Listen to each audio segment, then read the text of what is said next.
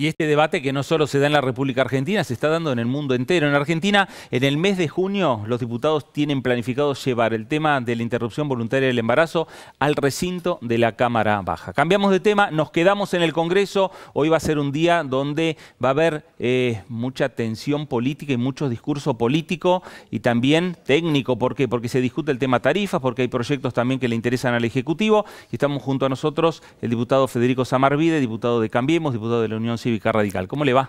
Buenos días, Fernando. Gracias por la invitación. Bueno, a ver, Federico, escuchábamos antes a las diputadas de la oposición diciendo y hablando sobre el tema tarifas. Usted estaba atento escuchándolas y con una opinión distinta, claro. Sí, bueno, esto es como si el técnico que te manda el descenso después te da consejos para ver cómo salís campeón del mundo, ¿no? Digo, porque los culpables de la crisis energética de la Argentina parece que hoy tienen todas las recetas mágicas para salir de esta crisis.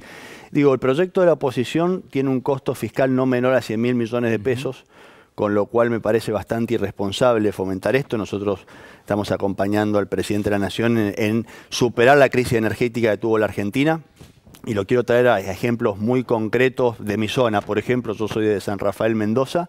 Nosotros no tenemos factibilidad de gas, a pesar de tener conexión. Una persona se hace una casa y no puede conectarse a la red porque no hay transporte energético. Entonces, después de muchos años, después de pelear 20 años, tenemos el gasoducto incorporado al presupuesto y eso es producto de una actualización de tarifas más realista que permite realizar obras energéticas en la Argentina. La energía no es algo que prendemos, tocamos la llave de luz y mágicamente aparece en nuestro domicilio, ¿no? Tiene un costo de generación, transporte y distribución y ese costo, cuando no lo paga el usuario, lo tiene que pagar el Estado.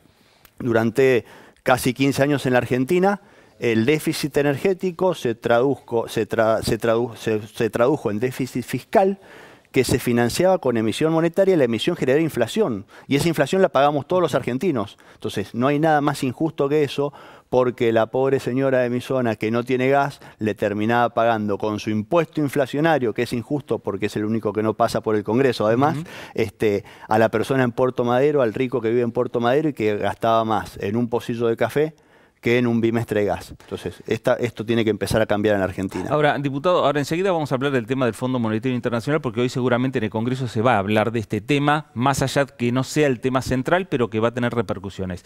Los gobernadores fueron muy críticos para los propios diputados del Partido Justicialista o de los bloques que están impulsando ponerle límites al tema del aumento tarifario. Fueron críticos en el sentido de decir, bueno, el tema tarifa es un tema que lo tiene que resolver el Ejecutivo. Es que así debería ser. La verdad que entiendo que en la historia de Argentina no pasó que el Congreso discutiera tarifas porque es algo que entendemos que es potestad del Ejecutivo, aparte tiene un impacto presupuestario de un presupuesto que ya fue votado. Entonces, bueno, acá hay una discusión que se va a dar seguramente esta tarde. Nosotros entendemos que es facultad del Gobierno Nacional, de la oposición insisten en discutir esto en el Congreso, pero bueno, se dará la discusión en el recinto. Esa decisión que tienen los gobernadores o esa inquietud de los gobernadores puede pesar a la hora de votar los diputados?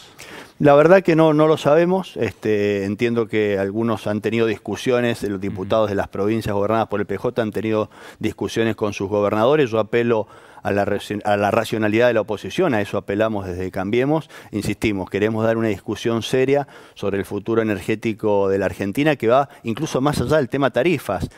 Otro ejemplo concreto. El famoso valor de distribución, el kilowatt de energía vale en toda la Argentina lo mismo, generado y transportado.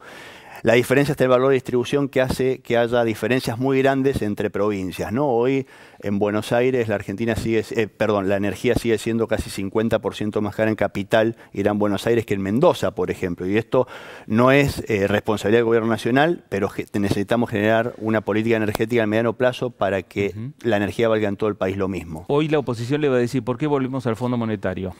Bueno, tenemos la tasa más conveniente. A veces yo entiendo que a mucha gente le pueda causar algún temor esto, pero la verdad que el Fondo Monetario no es el mismo fondo de hace 15 años.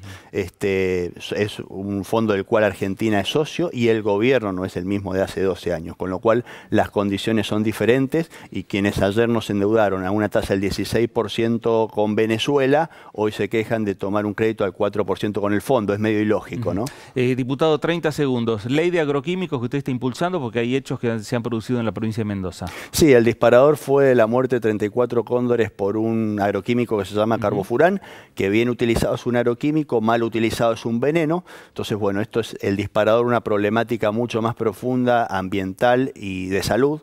Argentina es un gran usuario de agroquímicos y tenemos una falta de control sobre la cual hay que actuar. Ya el Ministerio de Ambiente y de Agroindustria están generando un protocolo de aplicación de agroquímicos, pero paralelo a esto hemos presentado un proyecto para que de la misma forma que cuando necesitas un medicamento, el médico te receta el medicamento, necesites una receta de un ingeniero agrónomo para ir a la agroquímica y comprar productos de cierta peligrosidad, ¿no? Esto que es básico y que se usa en muchos países del mundo, necesitamos aplicarlo acá.